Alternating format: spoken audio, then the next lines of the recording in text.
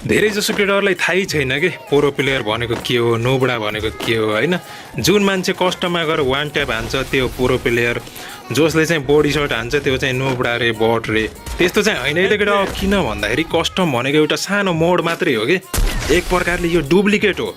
किन भन्दाखेरि यसमा कस्टममा चाहिँ के हुन्छ केटा, अनलिमिटेड वाल हुन्छ, तिमीले 1000वटा वाल लगाउन पनि पाउँछ कि।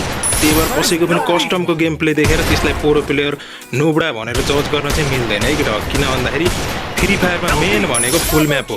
अनि फुल म्यापमा त केटा तिमीहरूलाई थाहा छ, गेरिनाले एउटा दुईटा मात्रै वाल दिन्छ कि। अनि त्यसैमाथि एनिमीले वुकङ स्काइलर बोकेर आइदिन्छ होइन।